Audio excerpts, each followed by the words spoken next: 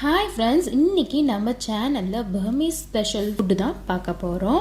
அது வந்து என்னன்னு பாத்தீங்கன்னா அத்தோ, அது கூட வச்சு சாப்பிடக்கூடிய பேஜோ, அப்புறம் வந்து எக் மசாலா இதெல்லாம் எப்படி பண்ணலாம் அப்படிங்கறது தான் இந்த வீடியோல உங்க கூட ஷேர் பண்ண போறேன். இதுக்கு வந்து நான் நூடுல்ஸ் வந்து சைனீஸ் நூடுல்ஸ் எடுத்துக்கேன். இந்த நூடுல்ஸ் தான் சேர்க்கணுமா அப்படின்னா அப்படி கிடையாது. இதுல நீங்க ஸ்பெகட்டி நூடுல்ஸ், நார்மல் நூடுல்ஸ் எது வேணாலும் நீங்க யூஸ் பண்ணலாம்.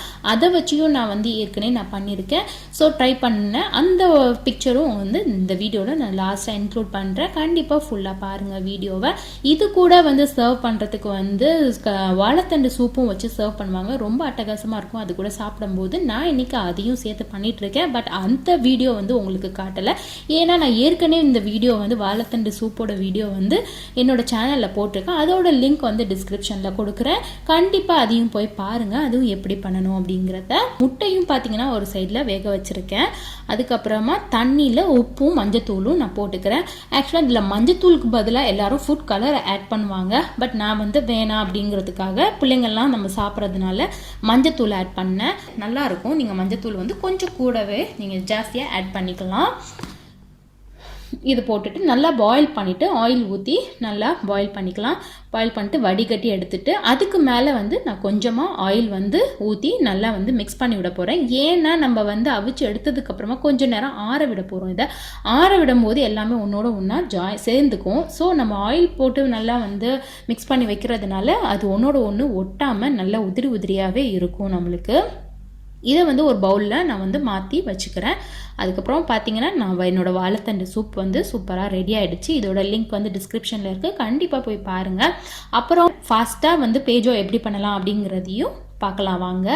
இந்த பேஜோ வந்து கண்டிப்பாக பண்ணணும் அப்படிங்கிறதுலாம் இல்லை. சில பேருக்கு அது இந்த அத்தோவோட வந்து கொஞ்சம் கிறிஸ்பியாக சாப்பிட்றதுக்கு ரொம்ப பிடிக்கும். ஸோ நான் வந்து அதையும் சேர்த்து இந்த வீடியோவில் இன்க்ளூட் பண்ணியிருக்கேன். இது வேணுங்கிறவங்க பண்ணலாம், இல்லைனா ஸ்கிப் பண்ணிக்கலாம். அப்படி இல்லை உங்ககிட்ட தட்டை இருந்தாலே ஓகே. நம்ம ரெடிமேடாக நம்ம தட்டை வாங்கி சாப்பிடுவோம் இல்லையா, அந்த தட்டை இருந்தாலே போதும். அதையும் நீங்கள் நொறுக்கி போட்டு சாப்பிட்டுக்கலாம். ரொம்ப நல்லாயிருக்கும். இதுக்கு வந்து அரிசி மாவு 2 டேபிள் ஸ்பூனும், கடலை மாவு 1 டேபிள் ஸ்பூனு, சால்ட் 1 டீஸ்பூன், அப்புறம் வந்து மிளகாத்தூள் 1 டீஸ்பூன், தண்ணி தேவையான அளவு. கருவேப்பிலை இதில் ஆப்ஷனல் தான், நான் வந்து சேர்த்துருக்கேன். உங்களுக்கு வேணும்னா நீங்கள் ஆட் பண்ணிக்கோங்க, இல்லைன்னா ஸ்கிப் பண்ணிக்கலாம். இப்போ இந்த பதத்துக்கு வந்து நல்லா கரைச்சி எடுத்துக்கலாம். இதை வந்து ஆயிலில் இந்த மாதிரி நம்ம ஃப்ரை பண்ணி எடுத்துக்க போகிறோம். அவ்வளோதான், நம்மளோட பேஜோவும் ரெடி ஆகிடுச்சு. நல்லா மொறுன்னு கிறிஸ்பியாக நம்மளோட பேஜோ ரெடி ஆகிடுச்சு. கொஞ்சம் மீடியமான ஃப்ளேமில் வச்சே பண்ணுங்கள். அப்போ தான் நல்லா கிறிஸ்பியாக உங்களுக்கு கிடைக்கும். எல்லாத்தையும் போட்டு எடுத்து வச்சுக்க போகிறேன். அதுக்கப்புறம் ஒரு பேனில் வந்து நல்லெண்ணெய் சேர்த்துக்கோங்க. கண்டிப்பாக நல்லெண்ணெய் தான் இதில் சேர்த்துக்கோங்க. அப்போ தான் ரொம்ப நல்லாயிருக்கும். அதுக்கப்புறமா கொஞ்சம் பூண்டு எடுத்து அதை நல்லா ப்ரௌனாக வறுத்து நம்ம எடுத்துக்கலாம். இதை வந்து ரொம்ப மீடியம் ஃப்ளேம்லேயே வச்சு நீங்கள் ரோஸ்ட் பண்ணி எடுத்தால் தான் பூண்டு வந்து ரொம்ப கருவாமல் இருக்கணும். ரொம்ப கருகிடுச்சு அப்படின்னா அதோட ஸ்மெல்லே மாறிடும். ஸோ வந்து அது மாதிரி கரெக்டாக பொரிச்சு நம்ம எடுத்து வச்சுக்கலாம். அதே மாதிரி ஆனியனும் நான் ஃப்ரை பண்ணி எடுத்து வச்சுக்க போகிறேன். இப்போ இந்த ஆயிலை வந்து நீங்கள் வேஸ்ட் பண்ணிடாதீங்க, எடுத்து பத்திரமா வச்சுக்கோங்க. நம்ம லாஸ்ட்டாக இதில் வந்து ஆட் பண்ணுறதுக்கு தேவைப்படும். அதுக்கப்புறம் வாங்க இது எல்லாத்தையும் நம்ம ரெடி பண்ணி வச்சுக்கலாம். அதுக்கப்புறம் நூடுல்ஸ் பார்த்திங்கன்னா நல்லா ஆறி நல்லா உதிரியாக நல்லா கூல் ஆகிடுச்சு. இப்போ நான் இது கூட வந்து ஒரு பெரிய வெங்காயம் ஆட் பண்ணிக்க போகிறேன். நல்லா நைஸாக சாப் பண்ணிக்கோங்க. அதுக்கப்புறம் இது கூட கேரட் 1 கேரட் அளவு துருவுனதா, அப்புறம் கேபேஜ் நல்லா 1 பவுல் அளவுக்கு நல்லா சேர்த்துக்கலாம். எல்லாமே நல்லா ஃபைனாக துருவிக்கோங்க. அப்புறம் ஃப்ரைடு ஆனியன்ஸ் இருக்கு இல்லையா, அதையும் நான் சேர்த்துக்கிறேன். நல்லா கிறிஸ்பியாக இருக்கும். இந்த ஃப்ரைட் ஆனியன் நீங்கள் ஃப்ரை பண்ணி கொஞ்சம் நேரம் கழித்து நீங்கள் பார்த்தீங்க அப்படின்னா நல்லா கிறிஸ்பியாக இருக்கும். அதுக்கப்புறமா இது கூட நம்ம ஃப்ரை பண்ணி வச்சுருந்த பூண்டு பார்த்திங்கன்னா ரொம்ப வந்து முருக விட்டுறக்கூடாது எப்போவுமே, இல்லைனா கசக்க ஆரம்பிச்சிடும். ஸோ வந்து கரெக்டான இந்த மாதிரி நல்லா ப்ரௌனாக ரொம்ப மீடியம் ஃப்ளேமில் வச்சு பண்ணிங்க அப்படின்னா இந்த மாதிரி நல்லா கிடைக்கும். இதையும் நல்லா இது கூட சேர்த்து விட்டுக்கலாம்.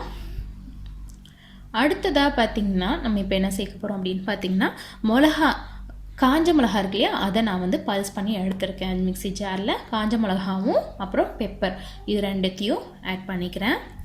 காரத்துக்கு ஏற்ற மாதிரி நீங்கள் சேர்த்துக்கோங்க. அப்புறம் கொத்தமல்லி இலை, அதுக்கப்புறம் இது கூட வந்து லெமன் ஜூஸ் சேர்த்துக்க போகிறேன். ஒரு 3 டீஸ்பூன் அளவுக்கு. புளிப்பு வந்து உங்களுக்கு எவ்வளோ தேவைப்படுதோ அதுக்கேற்ற மாதிரி நீங்கள் சேர்த்துக்கோங்க. நான் வந்து 3 டீஸ்பூன் அளவுக்கு லெமன் ஜூஸ் வந்து சேர்த்துக்கிறேன். இது கூடவே வந்து புளி தண்ணியும் ஆட் பண்ணிக்கிறேன். புளி தண்ணி வந்து ஒரு 2 டீஸ்பூன் அளவுக்கு நான் புளி தண்ணியை ஆட் பண்ணுறேன். நல்லா திக்காக கரைச்சி எடுத்துக்கோங்க புளி தண்ணியை. அதுக்கப்புறம் உப்பு தண்ணி இருக்கு இல்லையா, உப்பு தண்ணியும் இது கூட வந்து ஆட் பண்ணிக்கலாம். உப்பு வந்து கொஞ்சம் வெதுன்னு தண்ணியில் வந்து கொஞ்சமாக உப்பு போட்டு நல்லா கலக்கி எடுத்துக்க போகிறேன். கலக்கி எடுத்துகிட்டு அதையும் நீங்கள் சேர்த்துக்கோங்க.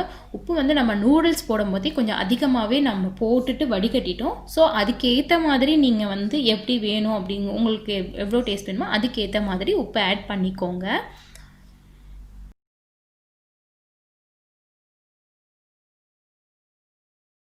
இப்போ இது எல்லாத்தையும் நல்லா இன்னும் சேர மிக்ஸ் பண்ணிக்கலாம்.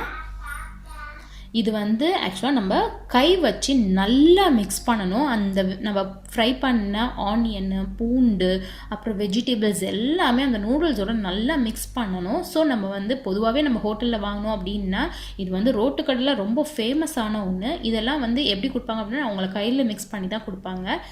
நான் இப்போ வந்து உங்களுக்கு இப்படி காட்டுறேன்.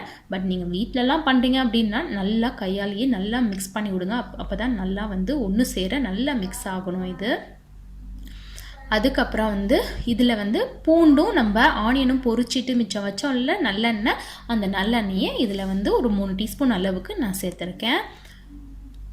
இந்த எண்ணெய் சேர்க்குறதுனால ஒரு நல்ல ஃப்ளேவர் இருக்கும். நல்ல உதிரியாகவும் ஷைனிங்காகவும் இருக்கும் உங்களோட நூடுல்ஸ் வந்து பார்க்குறதுக்கு.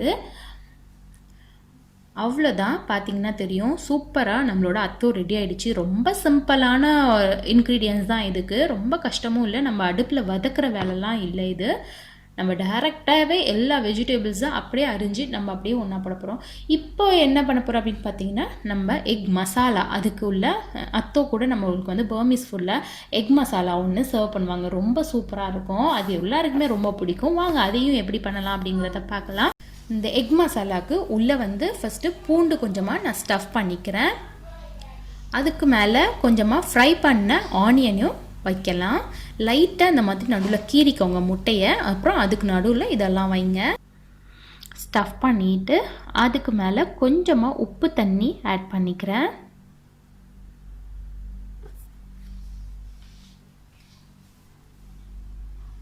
அப்புறம் லெமன் ஜூஸ் ஆட் பண்ணிக்கலாம். அப்புறம்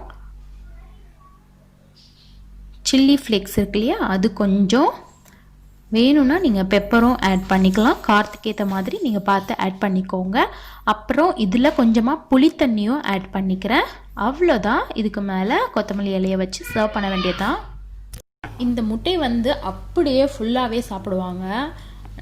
ரொம்ப டேஸ்ட்டாக. அதில் புளிப்பு, நம்ம உப்பு எல்லாமே சேர்த்துருக்கோம். மசாலா, ஃப்ரைட் ஆனியன், அப்புறம் பூண்டு எல்லாம் சேர்த்துருக்கறதுனால ரொம்ப சூப்பராக இருக்கும், ஸ்பைஸியாக இருக்கும். காரத்துக்கு ஏற்ற மாதிரி நீங்கள் பெப்பரு, நீங்கள் வந்து சில்லி ஃப்ளேக்ஸ்லாம் கூட போட்டுக்கலாம். ரொம்ப நல்லாயிருக்கும்.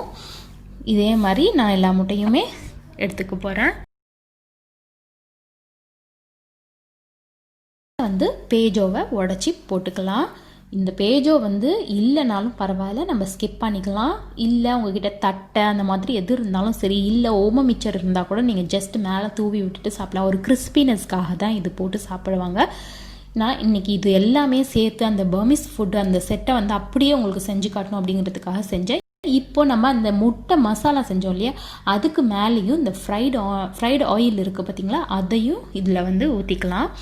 அவ்வளோதான், நம்மளோட முட்டை மசாலா அத்தோவும் ரெடி ஆகிடுச்சு. அப்புறம் சுட சுட வாழைத்தண்டு சூப்பும் இது கூட வந்து சேர்த்து வச்சு சாப்பிடும்போது ரொம்ப அட்டகாசமாக இருக்கும். வாழைத்தண்டு சூப்போட ரெசிபி வந்து நான் கொடுத்துருக்கேன் லிங்க்கில், கண்டிப்பாக அதையும் போய் பாருங்கள். பார்த்துட்டு நீங்களும் இந்த மாதிரி செஞ்சு அசத்துங்க எல்லாரையும். இது வந்து மன்னாடியில் வந்து ரொம்ப ஃபேமஸாக இருக்கும். இந்த மாதிரி அத்தோ, இந்த மாதிரி பேஜோ, இந்த மாதிரி ஐட்டம் எல்லாம் ரொம்ப ஃபேமஸ். ஸோ வந்து இதை மிஸ் பண்ணாமல் கண்டிப்பாக பார்த்துட்டு எப்படி இருந்துச்சு அப்படிங்கிறத எங்கள் கூட ஷேர் பண்ண. அப்புறம் வந்து நான் இந்த வீடியோவில் ஃபர்ஸ்ட்டில் சொல்லியிருப்பேன், நான் ஏற்கனவே வந்து நூடுல்ஸ் வச்சு ஸ்பெகட்டி வச்சு நான் பண்ணதில் வந்து பிக்சர் வந்து காட்டுறேன்னு. அந்த பிக்சரையும் நான் வந்து இப்போ காட்டுறேன் பாருங்கள். அப்படியே சேமாக இருக்கும். என்ன மஞ்சத்தூள் போட்டு அவிச்சதுனால அந்த கலரும் உங்களுக்கு அப்படியே சூப்பராக கிடச்சிருச்சு.